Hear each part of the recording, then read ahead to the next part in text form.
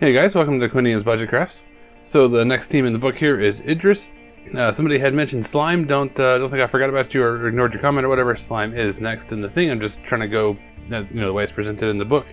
If you look at Idris here in the example given, it's the sort of lowrider, exposed engine compartment, big exhaust pipe, that kind of look. They're a go fast team.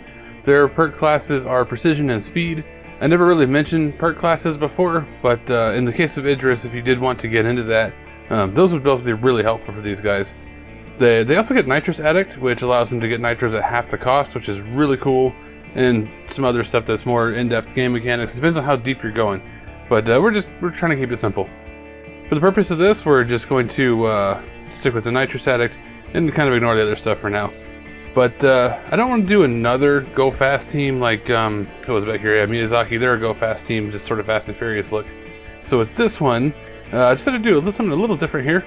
We got the bike with the sidecar, and I don't want to put machine guns on everything all the time.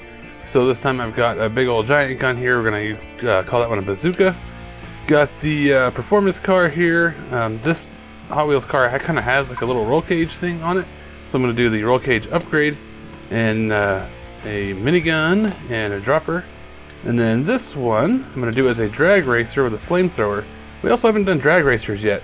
The reason I'm doing drag racer is because it fits the go fast and it's hilarious because drag racers have a jet engine. It counts as having a nitro booster with infinite ammo. It means the vehicle automatically explodes when wrecked. A vehicle with a jet engine must use nitro boost every time it activates, which is just awesome. Add some chaos to it, right? I'll probably paint the guns and stuff up off camera because you've seen that a bunch of times already and it'll get redundant. As far as the bike, I might do a little on camera. I don't know. I'm not even sure what color I'm going to paint it yet. But yeah, let's not get too redundant here. The thing about Hot Wheels cars is their paint jobs are actually really pretty good for the most part. They just need to be touched up, a little bit weathering. Like I don't know why half this thing's engine compartment is stark white. It's very strange. But yeah, we'll get these. Get the weapons painted off camera, and then we'll assemble it and weather stuff up. Okay, new plan. I actually am going to paint these. First of all, though, I need to take the bodies off of the frame. These are both made by Hot Wheels, but for some reason one of them has plastic rivets, the other has metal. For the plastic ones, you can just drill straight into them, and they'll pretty much disintegrate and come right off. For these metal ones, though, you are going to need a drill, like an actual drill bit. I like using a step bit for this because it's really, really sturdy. I don't have to worry about it like breaking or anything like that. And they tend to go through just about anything. But once you've got those taken apart, you can go ahead and glue the wheels while you're here. It's really annoying if you set your car and then somebody else goes to move their car or a template or something and bumps yours and it rolls away. So let's go ahead and glue these. The wheels on these things do have a little bit of leeway to them though, so what you're going to want to do is push it out to one side and then put some glue, push it the other direction, put some more glue, and then pinch it together.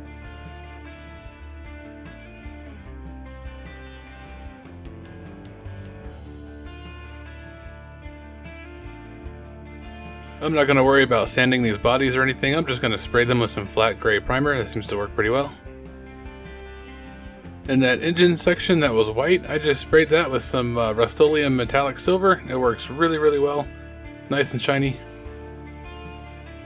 So after reading the little thing in the book about, like the little story about Idris, he crossed the finish line on fire, so I'm not going to do like flames on the side of these, like a hot rod or something. I can't do that. What I can do is a sort of color gradient that kind of suggests fire. I've got red, I've got yellow, and if I mix them together, I get something that's pretty convincing orange. So I'll spray the front third red, add yellow to it to make orange, clean it out, and then do yellow on the back. I know that that's actually backwards. It's brighter where it's hotter, which would be in the front, but I kind of like this effect, so I'm doing it that way. But if you did want it to look like actual flames, or you're actually pretty good at art, do like a bright white or yellow or something like that right in the front, go to darker yellow, then to orange and red, you get the idea. If you're pretty handy with a brush and wet blending, you can obviously just do this with a brush and blend the colors together. I'm not very good at that, and I don't really like painting in the first place, so I'm just going to use the airbrush and hope it works.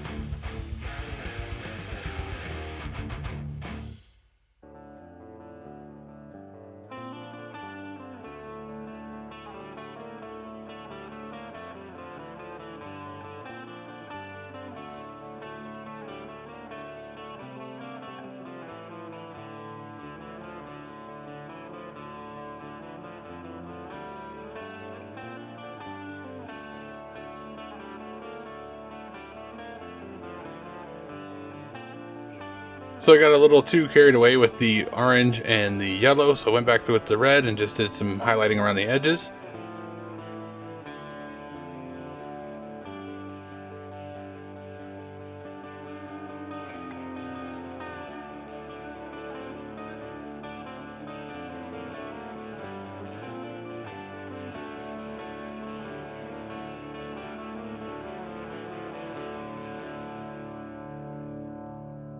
I'm going to do something similar on the bike, but I can't see what I'm doing. All the parts are so small that I ended up not recording that so that I could wear my mad scientist goggles here. You'll get a better look at the bike during the spinny thing section, but it's pretty much the same idea.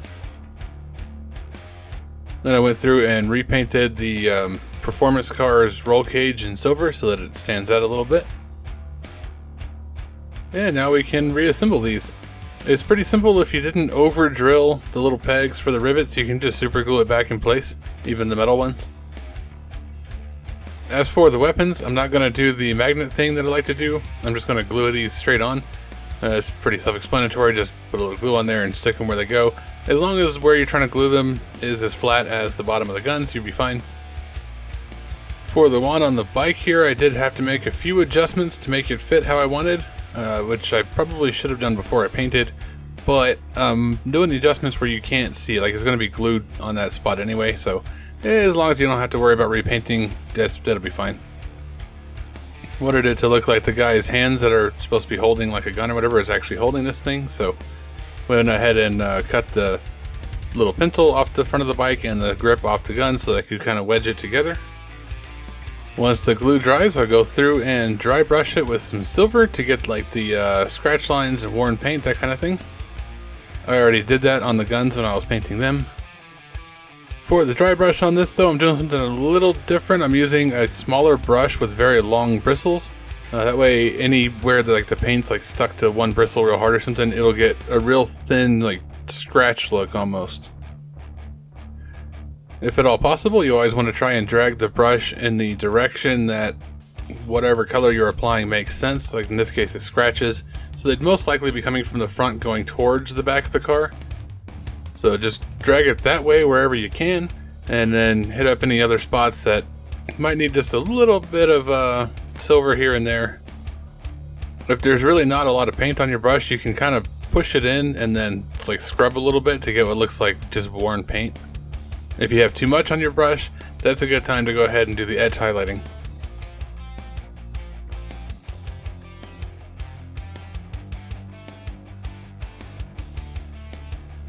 And for my new favorite way to weather Gaslands cars, I put a little bit of earth shade in the airbrush and spray it down because I don't want it dripping really, except for maybe in a few spots, and I can just spray extra right there. And then I'll go through with a wet paintbrush and clean it off of a few spots, but not quite the whole thing. That way it looks like, accumulation of dirt over time. The brush that I'm doing this with is a pretty soft brush, so it's not going to dig into like the crevices and stuff where you want the dirt to stay. It'll just take it off the high spots. And this is an older brush, so you don't have to worry. I'm not like ruining a good brush or anything. Alright, let's do the spinny thing and talk about what these cars actually are. So all of these cars have nitros, just get that out of the way now. This first one though is a drag racer. Drag racers have a jet engine. That means it has nitro booster with infinite ammo, because otherwise nitros only usually have one. Part of having the jet engine means this vehicle automatically explodes when it's wrecked, and a vehicle with a jet engine must use nitro every time it activates. What that means is every time it activates, it has to make an immediate forced long straight forward and gains hazard tokens until it has 5 tokens, and then does its normal movement step. So this thing is just going to launch every single time, which is hilarious and will probably cause it to wreck. It also has a forward mounted flamethrower on it, which doesn't really do any good because this thing's going to take off super fast, but it looks cool, so hey, why not? For whatever reason, drag racers are super cheap, so this is only a total cost of 9. I'm not counting the cost of the nitro because it has jet engine.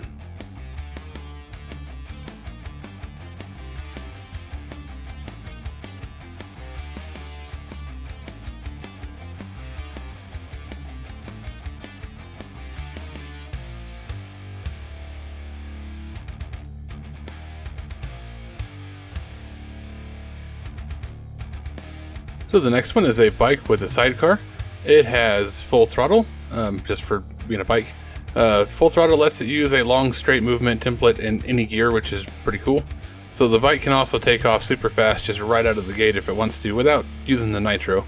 It also has pivot. At the start of its activation, if it's in gear 1, it's allowed to pivot, so just, like pivot. Like I said, just turn whatever direction you want, which is pretty handy so as to not crash into things. As for a weapon, the bike has a bazooka on it, just to be different. It's what it sounds like. I know bazookas are normally shoulder-fired rockets or whatever, but we're calling this thing a bazooka because I'm tired of putting machine guns on absolutely everything. For a total cost of 15.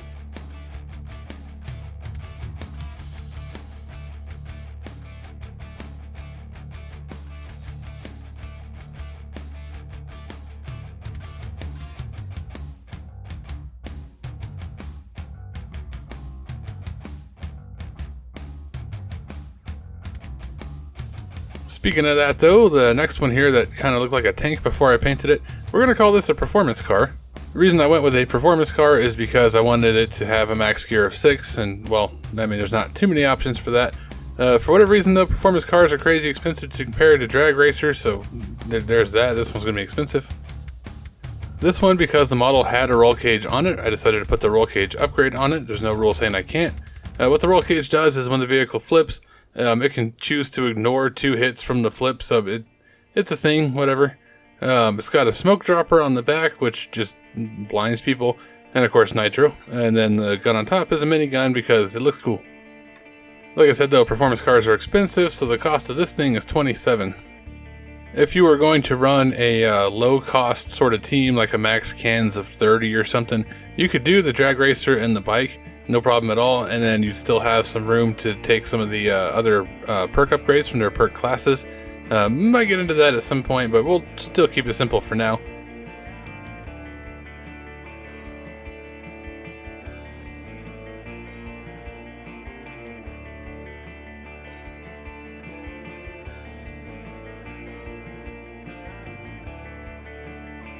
But that's going to do it for Idris. The next team is Slime.